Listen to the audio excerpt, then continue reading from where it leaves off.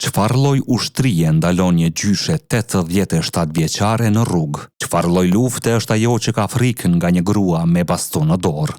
Dhe çfarë lloj krimi është kur një njeri vritet jo sepse lufton, por sepse kërkon një varr? Kjo është historia e Naile Canolli Jahirit, gruas që populli e kujton si gjyshja Nole.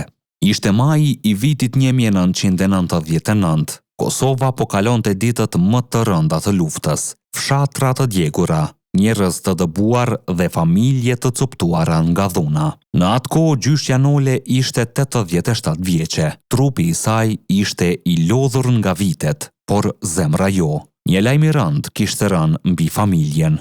Nipi i saj, Bahtir Jahiri, kishte rënë në luftë si pjesëtar i ushtrisë çlirimtare të Kosovës gjatë ofenzivës së Marrecit. Për shumicën e njerëzve rruga drejt një zone lufte do të ishte e pamundur, por për një gjyshe shqiptare dhimbja nuk njeh frikë. Ajo mori bastonin dhe u nis në këmbë, nga Zhegoci drejt Marrecit. Nuk kërkonte hakmarrje, nuk kërkonte drejtësinë nga politika. Ajo donte vetëm një gjë, të gjente varrin e nipit dhe t'i thoshte lam tu mirë.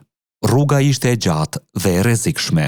Ushtar serb patrullonin zonën, por një grua e moshuar që mezi ecte nuk duhej të ishte kërcënim për askënd. Megjithatë, ajo u ndalua. Përballë armëve dhe uniformave qëndronte vetëm një gjyshe me baston. Nuk kishte pushk, nuk kishte mbrojtje. Kishte vetëm dhimbjen e një familje shqiptare që kërkonte një varr. Pak qaste më vonë u dëgjua krisma. Në 22 maj 1999, Naile Canolli Jahiri u vra në rrugë. Vetëm pak javë para çlirimit të Kosovës. Ajo nuk arriti ta gjej varrin e nipit hero, por historia e saj u bë një nga dëshmitë më të forta të kësaj lufte, sepse ndonjëherë historia nuk shkruhet nga betejat më të mëdha, por nga padrejtësitë më të qarta. Historia e gjyshës Nole mbetet një kujtesë se lufta në Kosovë nuk goditi vetëm luftëtarët, por edhe civilët, pleqt dhe fëmijët që mbetën pas.